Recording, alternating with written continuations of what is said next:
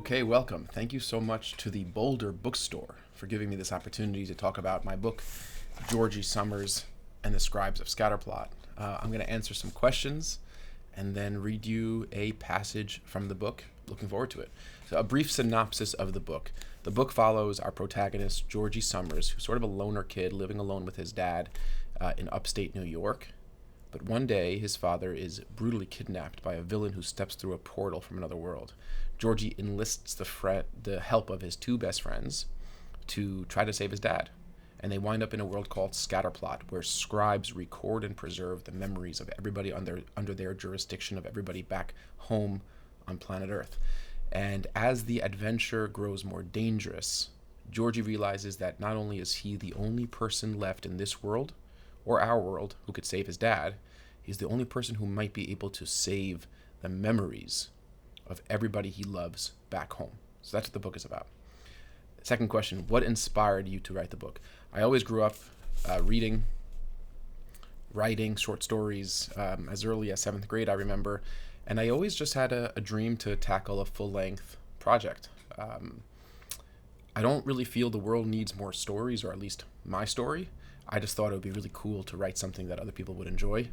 And that's what it was. Like the prospect of a stranger enjoying my story, reading my book, just was like really exciting to me, and I thought that would be super cool. Number 3, were you a lot like Georgie when you were a kid, or were you more like one of Georgie's companions in the story? The three primary companions, or the three primary characters, are Georgie, Roscoe, and Apurva, and I think I was like all of them in certain ways. Georgie, sort of shy and a little bit insecure. That certainly was how I remember myself.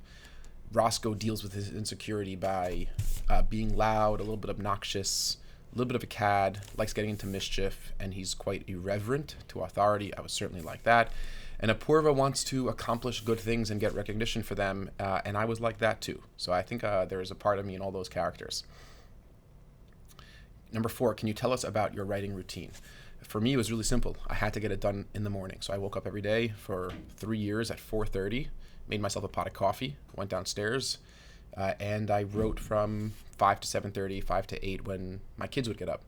And that's what worked. I couldn't write at night. I just was like, at evening, nighttime, I'm just too tired. My brain isn't working properly. For me, fresh morning, optimistic about the day ahead, high level of energy in the morning, quiet, no emails from clients and employees, and just alone in the dark with a pot of coffee was what allowed me to get some writing done. And I really protected that time. So if there was a kid crying or something else came up, like that was my time, and I protected it with, I would say, an aggressive level of dedication. Do you have more adventures planned for Georgie and his friends? Yes. I'm hoping there will be a book 2 and a book 3. And if you've read the book, you'll see that the book leaves off with quite the cliffhanger. So you'll have to follow along for book 2 for the answer. Number 7, is there anything else you want us to know about your book? So there's actually an exciting Crack the Code adventure, which is an interactive way for kids to engage and to win prizes. So I will show you on the first page of the book, there's an alphabet chart. This is the language of Whisperloom, the language that the scribes write in. But this is a jumbled, out-of-order alphabet chart. If you find the key, there's a key hidden in the narrative that will decipher and unscramble this chart, so you'll know which letter represents A, which letter represents B, etc. Once you've deciphered the chart, you'll be able to translate all the words at the bottom of each chapter. And once you've done that, at the back of the book, you could write your message. And this is an Easter egg. It sort of explains some of the ending scene, and it hints to what might come in book 2.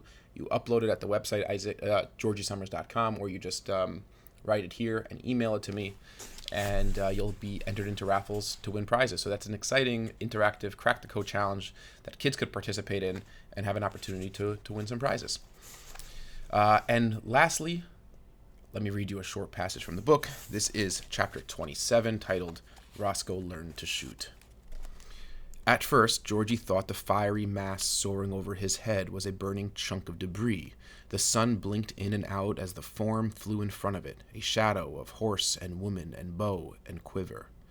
But what Georgie mistook for a conflagration was a billowing wave of red hair.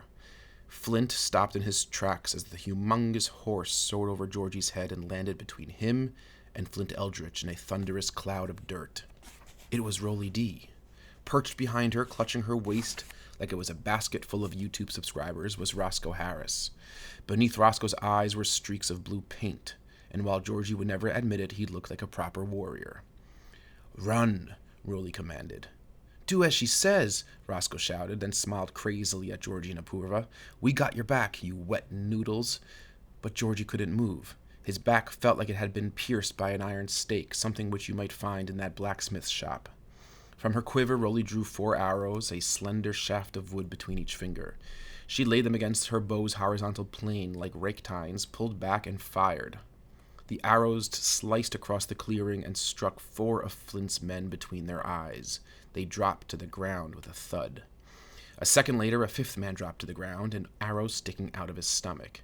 "I got one, Rolly," Roscoe shouted. "Just like you told me. Kept both eyes open the whole time and kept my head steady." Flint Eldritch screamed.